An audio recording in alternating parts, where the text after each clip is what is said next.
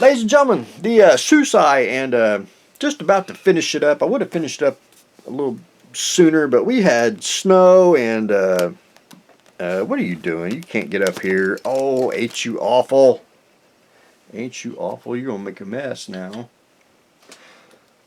See, ladies and gentlemen, the assistant for some reason wants to get up here, but anyway, we're gonna have to roll with it. So, last I left off, I uh, got the clear parts on, and basically got all the kit parts on. Don't spill nothing. I don't know why look at that. I don't know. What are you doing? So, I got the clear parts on. They're oh, you're going to spill everything. Stop it. Here. Oh, come on. Come on. Oh, we have to get you off. Pardon the cat there. So, last I left off, I got the rest of the kit parts on, which is the basically the clear parts.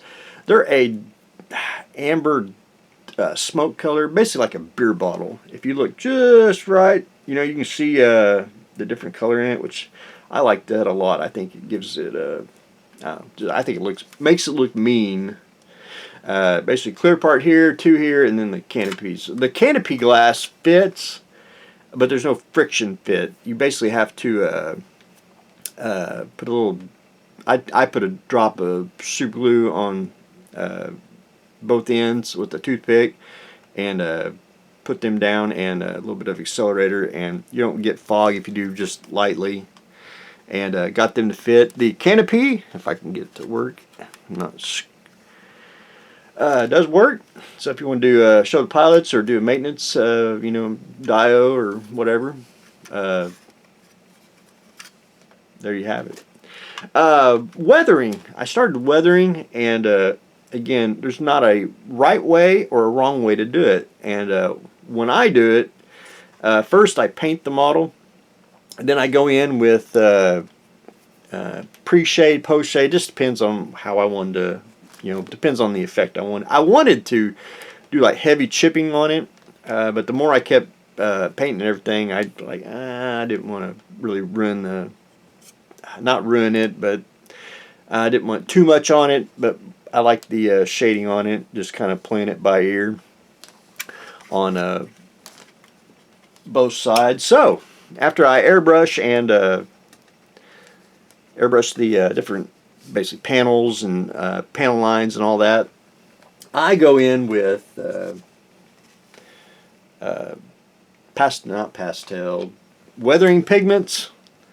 And what I do is, because pigments give a different weathering that airbrush can do, and there's some other techniques you can do, but the powders sometimes just give it a little more, I don't want to say subtle, realistic. Like I'm, you know, World War II planes, the exhaust here, you know, I did a black soot. Of course, you know, it is sci-fi, which, you know, may not have it, but darken that up, you know, just kind of made it like, not really oil stains, but exhaust. I did, if you can probably see it, there's different, I want to say, not rain streaks, but lines going down. I'll take different, like lighter pigment powders, put it on there, and I like to, you can do it lightly, but I like to actually push it to the, almost burnish it on. And I think it gives it different, more effects. It's very, very subtle. You know, well, if you see it, you know, at a different angle, but if you look at a different angle, you see it, you know, it's just, that's the way I like to weather. And then went in with, I probably can't see it, or maybe right through here, with Mr. Sponge. Dipped that in basically a track brown, and doing like just the edges, highlights, and everything. Did a little chipping that way. I also, you know, you can do chipping with a brush, you know, trying to keep it clean, but not too clean. But keep it battle worn, but trying to keep it, you know, weathered, but not totally heavily weathered. Then I go in with the, and I used to not like these watercolor pencils, which you can get at your local craft store. You know, buy you a box of them, which these are I call them primary colors.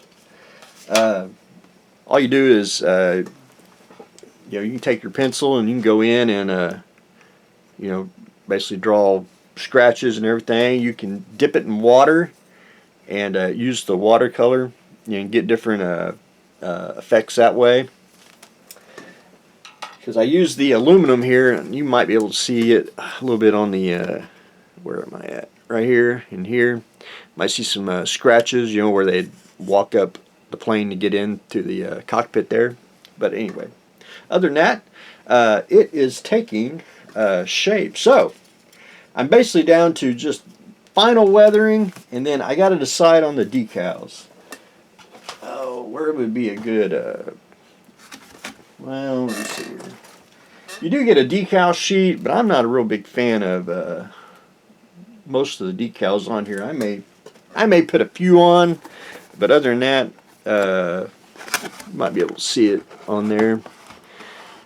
I hate to even say it, but the Chinese markings, I'm going to leave off. I think it needs to be generic, you know.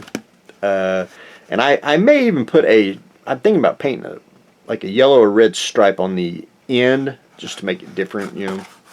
I haven't quite decided, but there's probably a couple little decals that I'll put on there, and I think that'll give it a little more pizzazz. I haven't decided, but I may paint a red stripe just to kind of, you know, break up the monotony of the tan and the green. I haven't quite decided yet, but anyway, I am working on it. But anyway, the Suisei is getting close to being done. So that's what I got going on today. Had to get the cat. The cat's mad at me for taking her off the table, and we are weathering the Suisei. So that's what I got going on today. Stay tuned for next exciting episode.